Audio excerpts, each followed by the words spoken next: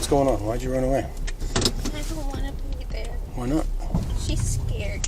Sometimes she locks us in a closet. For how long? The longest I've been here has been like 4 days. 4 days? On a warm afternoon in Piedmont, Oklahoma, on March 5th, 2024, police discovered a 14-year-old girl in the backyard of a residence. Her trembling voice exposed years of torment under foster mother Tina Ramirez. But when police stepped inside the home, they uncovered a house of horrors beyond imagination. These kids have run away 7 times from you? Mm-hmm. How is any reasonable person supposed to think you're not starving these kids? Mental abuse, I would say yes. Physical abuse, no. After hearing her chilling account, officers moved fast, closing in on her foster home. Clear on located now. I will call and cancel. Claire, I'm just gonna go around this building. What's going on? Why'd you run away? I don't want to be there. Why not? She's scared. She's scary? Who? The one who takes care of us. What's her name? Tina. Is that your mom? Yeah. What's scary about her? I'm scared to get in trouble because she goes to the extreme. She goes very far when she gets into trouble. Like what? What happens when you get in trouble?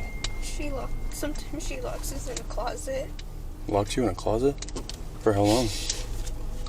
The longest I've been here has been like 4 days. 4 days? This year, I threw a Halloween party for the kids. It was really cool. I bought a bunch of Halloween decor, and I bought a projector, a huge 84-inch projector, because I bought the screen.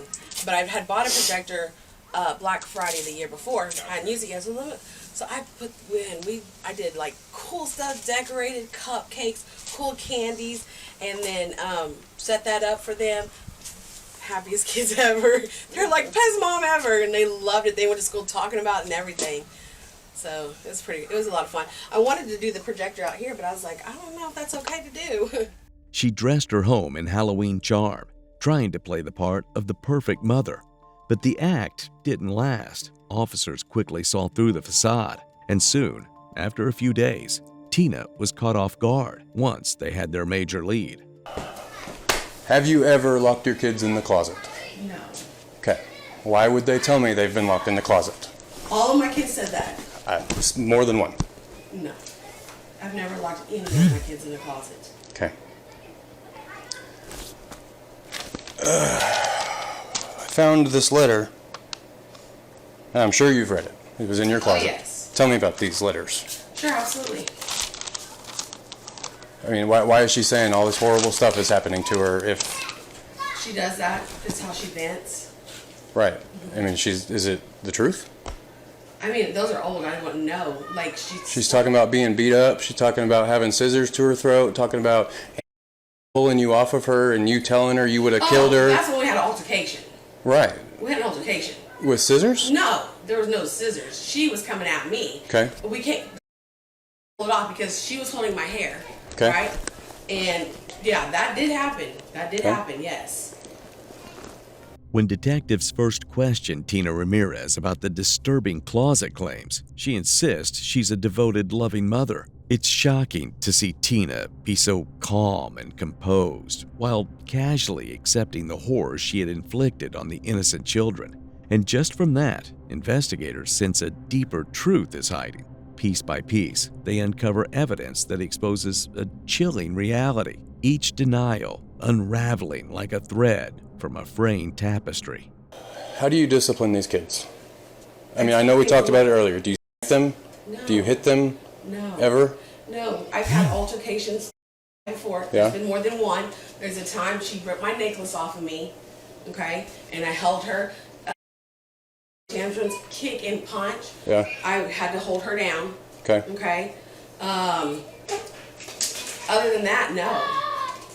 Typically, what does dinner look like here? I don't cook every single night, but dinner, the kids will do either, most of the time the little ones like pizza, Hot Pockets, chicken nuggets, have peanut butter and jelly. The big girls. Jade, you want a flashlight? Like, I just did beans.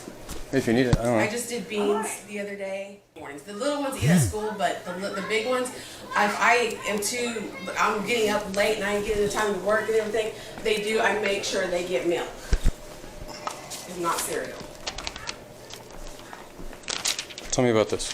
Okay.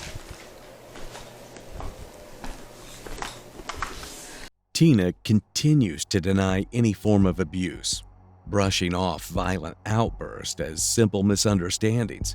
But her story falters when detectives ask about her children's meals, and she conveniently forgets to mention how she had taken away their drinks. What she calls discipline now appears as cruelty. Detectives soon discover that the kids had been quietly hiding scraps of food, something normal for any child. But in this home, it was their only way to survive. As they probe deeper, her carefully constructed world begins to crumble, and what they will find next will expose the full extent of her callousness. She writes stuff like this all the time, sir. You can talk to her about this. She does this all the time. She'll tell you. So why'd you keep this one like it's important? I didn't keep it because It was in your closet. I mean, With all your important papers. I kept all of these to show her and remind her, but I haven't got these out in forever, sir. I'm being honest, like, I don't think you are. I'm scared. Well, probably because you've been your kids. No, Look how skinny they are. You tell me you feed those kids. I do. Enough. I wouldn't say enough. They like to eat noodles. What kid can get fat off of noodles? My kids. I feed my kids noodles all the time. They're fatter than hell. At least not skin and bones like this. They eat noodles and crackers with it. And spaghetti and meatballs and Hot Pockets and pizza and hot dogs and all kinds of nutritious things. Those kids are malnutritioned, Tina. Well, I give them canned vegetables. Does that count? That's healthy, Apples. yeah. Soon, detectives uncover evidence so harrowing it shakes everyone in the room. Behind closed doors, the unimaginable trauma the children endured comes into sharp focus, revealing the horrors Tina tried so desperately to hide. I know, but here I am, and they don't have bedrooms, and they had cereal for dinner. Well, that's what they wanted. They got the choice, the option, and they have the choice of that. That's what they wanted. It's always what they want. What do you want? I'm not cooking tonight. If they want cereal, they get cereal. If they want a bologna and cheese sandwich, sir, they get it. Ask all of them. That was their option tonight. I'm not sure what she wanted. I said, what do you want? There's beans from last night that I cooked. She was just saying, who's going to get to eat the beans now? She loves my cooking. My kids love my cooking. Dear God, I think she's going to kill me. I didn't do anything. You and I both know that. I have been talking to you, praying, and trying to be polite, helpful, and respectful. I've been shutting out all the bad thoughts, but it's no use. But I won't let their negativity and discouragement stop me. This is my year for as long as I'm alive. I'm going to change, but I won't let anyone stop me. I want to change, but if she kills me, I know that I was making changes to make me better. I'm going to be kind and respectful still.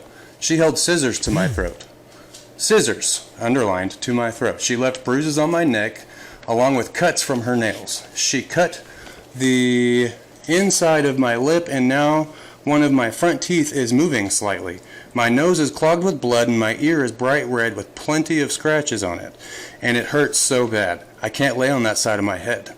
You know I could get her in trouble for that. And the fact that she said, I'm going to her with at least 2 people besides me that can verify that. Then she whispered to me, if Katrina didn't stop me, I would have choked you till you passed out. And I'm the sick, twisted one, but no, I'm going to stay here just to prove what I can change. It lays bare a child's raw terror, graphic accounts of beatings, starvation, and hushed death threats. These are not mere allegations, but irrefutable proof of years of suffering. Still, Tina clings to her story, refusing to accept the truth. And what she does next reveals her mask totally. Yes. Tina, combine that with the fact that these kids have run away 7 times from you? Mm-hmm. How is any reasonable person supposed to think you're not starving and abusing these kids? Okay. Mental abuse, I would say yes. Physical abuse, no. Has there been altercations? Yes, there has. Starving, like you said, I feed them, but it's not the foods But like you're saying a your year. kids get. No, I quoted the noodles that you okay. said. Okay, you said noodles. I said noodles. Okay, we're If not. I'm starving, then why do I have all If this food? you're feeding them, why are they skinny? Have you talked to them about that? I have. And what did they say? That's not what we're talking about. I'm asking you questions right now. If you're feeding them, why are they skinny? Did you? Are you eating? Is your husband eating? Yeah. Those boys are eating. At least it looks like it. I haven't looked at them real close. But those two older girls, you can't look at me and tell me they're eating enough. Tell me they're eating enough. There's a time we thought they had parasites. I even bought them parasite medicine. It's around here somewhere. Did they go to the doctor? No. When's the last time they've been to a physician? Because it's been a while. How long is a while? See, I think the last time for was to get a shot and the dentist to get her retainer taken out. So maybe 2 or 3 years ago. They haven't been to a physician in 2 or 3 years? No. Look how skinny they are. You thought they had parasites?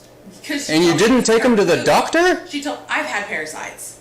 You I should just go to took the doctor drink. if you have parasites. You should take your children to the doctor if they're skin and bones, Tina. You're right.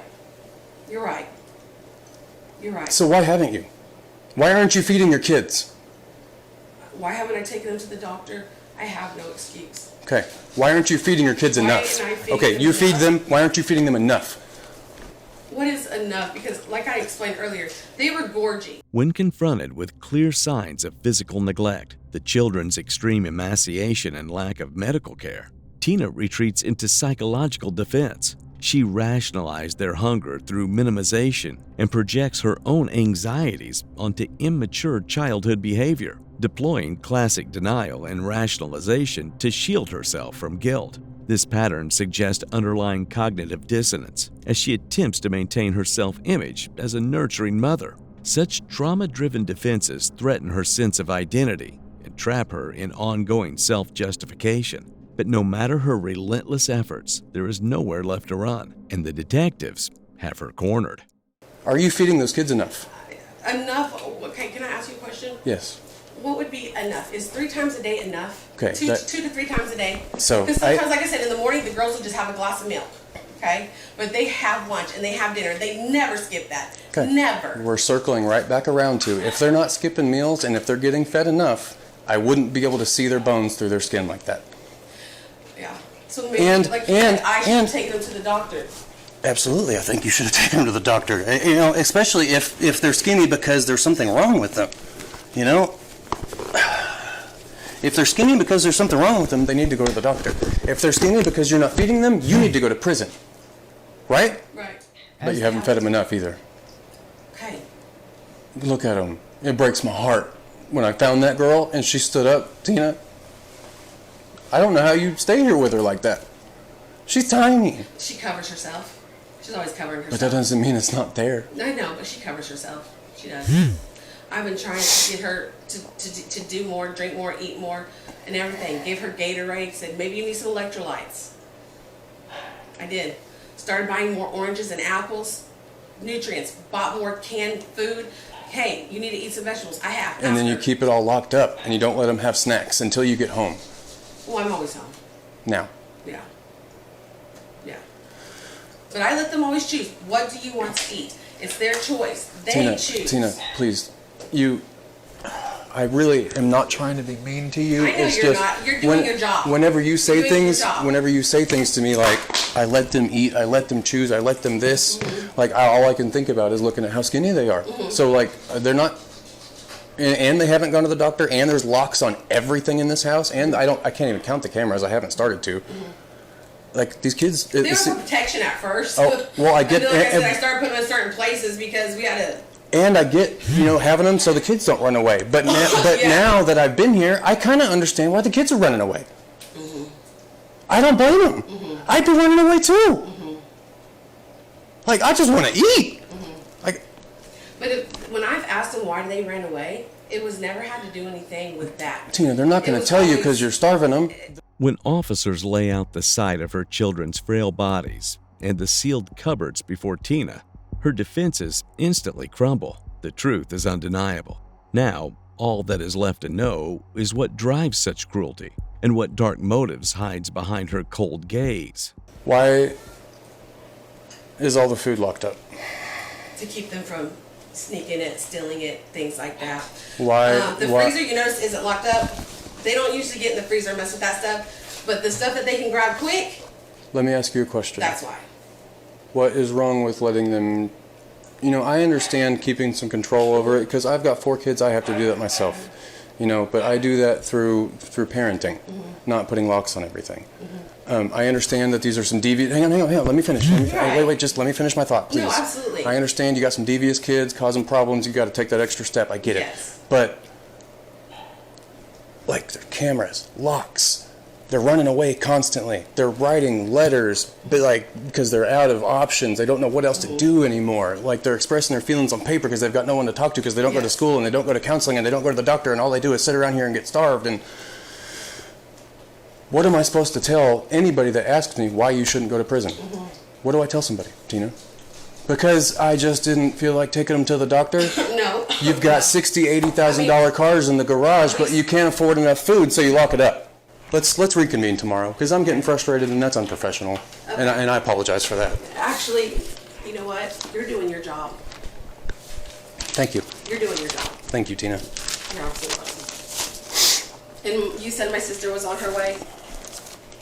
Jade, sister's yes, coming? ma'am, I'm sorry. Okay, we're not going to leave. We're just going to quit this interview so I Okay. can calm down. You're okay. I appreciate you speaking with me. No, I and appreciate you. You have, I'm going to let you know, stuff over there. you have been very nice throughout this whole process. I'm Something like this can be very uncomfortable, all of it from the beginning. And since you walked in my door, you have made this process comfortable. glad. You're doing your job, Right. okay?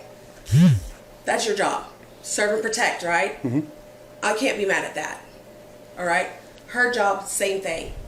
Serve and protect, right? I understand. I do. Okay. It looks bad. It does. It's because it is bad, Tina. It does. It doesn't look bad. It is bad. Yeah. The police are here doing a search warrant, and DHS is taking your kids. I know. It's bad. And that's you know what, I'll tell you something. Those 2 older ones have been taken from DHS. I know. And Not they're only from their bio parents, but a foster and they're terrified. they've been taken out of foster care before because that foster home got investigated, and then the 3rd home that they didn't want them, so they felt not wanted. And now the 4th home. And How do they feel here? I hate that. And so these kids have run away over and over again, but it's wild, and I didn't think we would have this conversation because it's not normal for us to have this conversation, but it's crazy. These kids want to run away, but they're also scared of me to take them away. They don't want to be here, but they're scared to end up with some worse foster family. They've told me the reason they don't want to be here because they're tired of hurting everybody. They're tired of hurting. How are they hurting you? Eating too much? No. Just putting me through the things that they have put me through. What did they put you through? Like, I told you she scratched my car. She got mad. She got angry. She's a child. Faced with mounting evidence, Tina scrambles for excuses, unaware that detectives had already detained her husband, Anthony, hours before her counsel arrived. Investigators needed to see if his testimony aligned with the facts, a revelation that could turn the case on its head. What Anthony revealed wasn't just another detail. It was the missing piece that exposed the dark dynamics in their home and reshaped the entire investigation. It's like I can't catch a break. It's like Well, everything is. I didn't know about this stuff until Friday, whenever I got involved with it, Anthony. That's the first time I got involved. Maybe if you and I had spoke Thursday and you were saying this situation's terrible and we need help, maybe this would look different. But the police got involved and found the conditions the way they were, and it's not good, Anthony. Okay?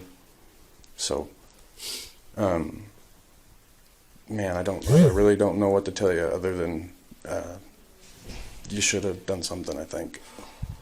That's the thing. I'm thinking to myself, I'm like, what should I have done? What should I have done? Because at the same time, I did make sure I told her. I was like, hey, like. I asked her. You knew what you were getting yourself into, man. I mean, like, you should have taken him to the doctor. You should have taken him to somebody, a professional. I'm not. They're adopted. I'm not on their papers like that. I know that, but you got to know the family before you even got married. Right. You got to know the family and made sure that was something you wanted to be a part of. Right. So when you marry a woman with kids, those are your kids, your stepdad. She always takes them to the hospital before the start of school. That's for the babies, man, not the big ones. The big ones need to go to the doctor. I thought she did that. No, and she told me that she thought they had parasites and that she never took them to the doctor, even then.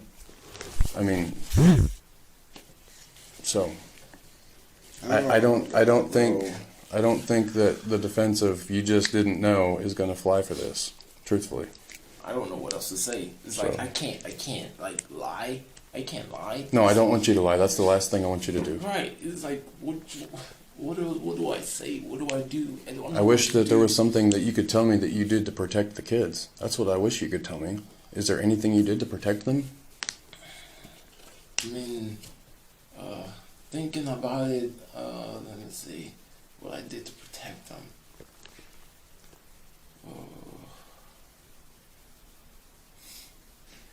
You know, So if I'm just trying to think hard. Anything that I did to protect them.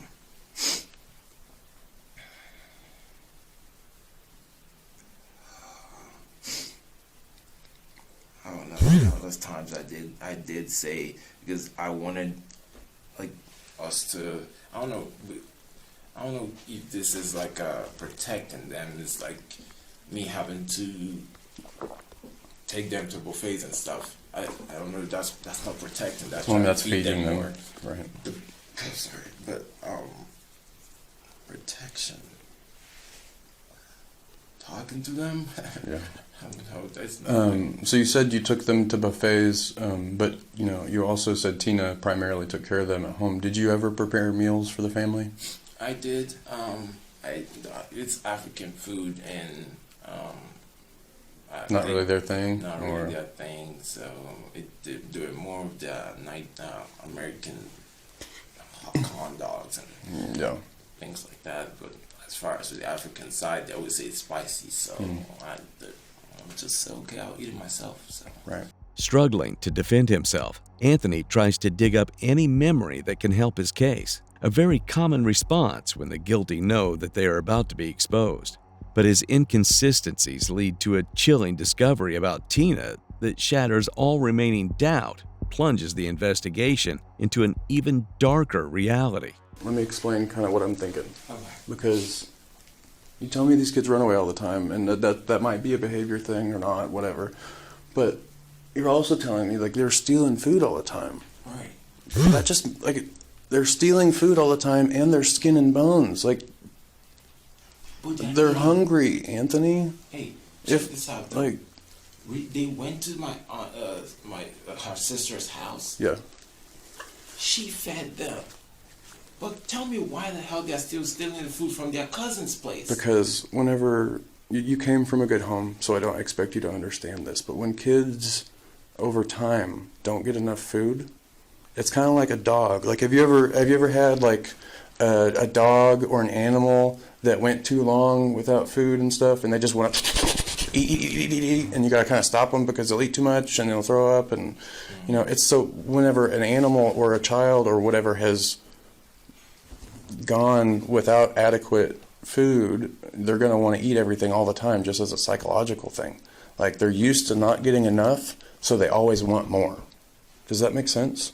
Like, any chance they get for food, they're going to be like, oh, I need to grab that because I'm not going to get to eat tomorrow, or I'm not going to have enough, or I'm still hungry, or, you know, I'm not in those kids' head, but I can imagine kind of how they're thinking. And it makes sense to me from my side why they're stealing food, because they're habitually not getting fed enough. They're hungry.